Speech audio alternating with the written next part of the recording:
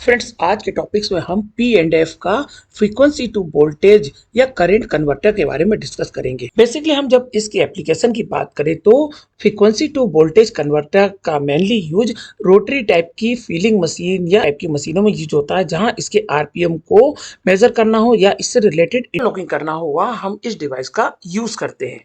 इस वीडियो हम इसका प्रैक्टिकल डिमोन्स्ट्रेशन करके बताएंगे, साथ में इसकी प्रोग्रामिंग भी बताएंगे। चलो दोस्तों, शुरुआत करने से पहले अगर आपको वीडियो पसंद आता है तो चैनल को सब्सक्राइब और वीडियो को लाइक जरूर कीजिए।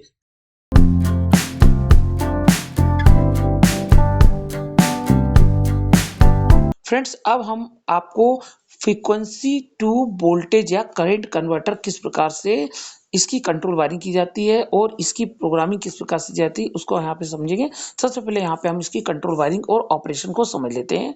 ये जो कन्वर्टर लगा होता है, इसकी कंट्रोल वायरिंग के अकॉर्डिंग यहाँ पे सिग्नल जनरेट होते हैं, जो 4 to 20 मिलीएम्स के अकॉर्डिंग हमने यहाँ पे मेजर करने के लिए मिलीएम्स सिग्नल कैलिब्रेटर यूज किया है।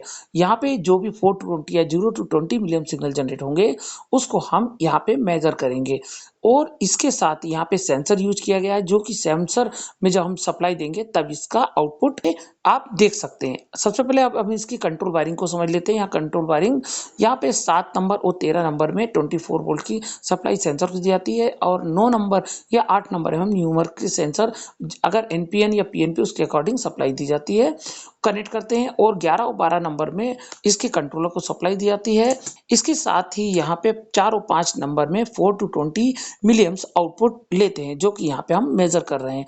जैसे हम इसको पल्स सिग्नल देते हैं उसके अकॉर्डिंग यहाँ पे सिग्नल जनरेट होने लगते हैं, जैसे कि आप यहाँ पे देख रहे हैं 4 11 10 मिलियम्स, ये 20 मिलियम्स तक पल्स के ऊपर डिपेंड करता है कि कितनी पल्स दी जाती है। उसकी पल्स की फ्रीक्वेंसी के अकॉर्डिंग यहाँ पे मिलियम्स घट और बढ़ जाते हैं। सिग्नल जनरेट करेंगे उसके अकॉर्डिंग यहाँ पे हम आउटपुट ले सकते हैं। अब हम इसकी प्रोग्रामिंग को भी समझ लेते हैं।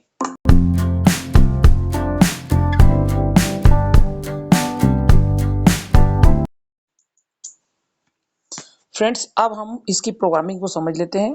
यहाँ पे मेन्यू और प्लस बटन को एक साथ दबाएंगे, और जैसे हम इस बटन को दबाते हैं इसके बाद यहाँ फंक्शन ओपन हो जाता है। और फंक्शन में हमको चेक करने के लिए यहाँ पे हम जैसे इंटर दबाएंगे तो यहाँ पे फ्रीक्वेंसी मेजरमेंट के लिए 0 और स्पीड मेजरमेंट के लिए 1 होता है। सेकंड मेन्यू पे आएंगे तो वहाँ डेसिमल पॉइंट पे जाएंगे। यहाँ पे हम डेसिमल पॉइंट पे आएंगे तो यहाँ पे हम डेसिमल को अपनी अकॉर्डिंग सेट कर सकते हैं। इसके बाद हम पल्स आउटपुट पे आएंगे, और यहाँ पे पल्स आउटपुट फ्रीक्वेंसी के हिसाब से हमको जैसा है उस हिसाब से हम सेट कर सकते हैं। यहाँ 1200 तक की रेंज पे सेट करते हैं। यहाँ फैक्ट्री सेट 1 रहता है जिसको कि हम सेट कर सकते हैं, और फिर हम इसको इंटर करके बाहर आ जाते हैं।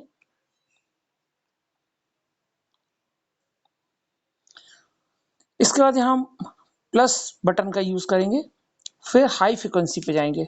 हाई फ्रिक्वेंसी यहाँ पे जो हाई फ्रिक्वेंसी है, यहाँ पे जो 20 मिलियम्स या मैक्सिमम रेंज हाई रेंज पर हाई फ्रिक्वेंसी को सेट करेंगे। अगर हाई फ्रिक्वेंसी मैक्सिमम जितने पे भी हमको सेट करना है, जैसे हमें रिक्वायरमेंट है उस हिसाब से 20 मिलियम्स पे हाई फ्रिक्वेंसी और 4 मिलियम्स या 10 मिलियम्स पे मिनिमम फ्रिक्वेंसी को सेट करते हैं। हमें यहाँ पे मैक्सिमम हाई फ्रिक्वेंसी को सेट करना पड़ता है। यहाँ हमने 99 सेट किया है, आप अपनी एप्लीकेशन के अकॉर्डिंग सेट कर सकते हैं जैसा आपको चाहिए है। अब यहाँ पे हम आउटपुट पे जाते हैं।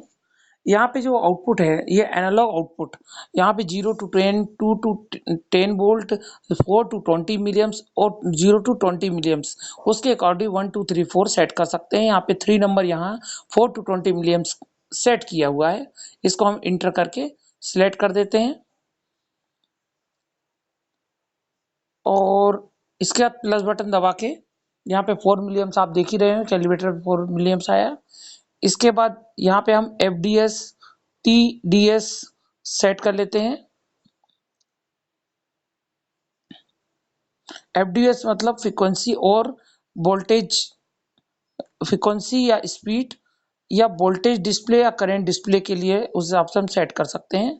यहाँ TDS मतलब यहाँ पे डिस्प्ले का क्या रेट है, यहाँ पे हम 0.33 सेट कर लिया है। TDS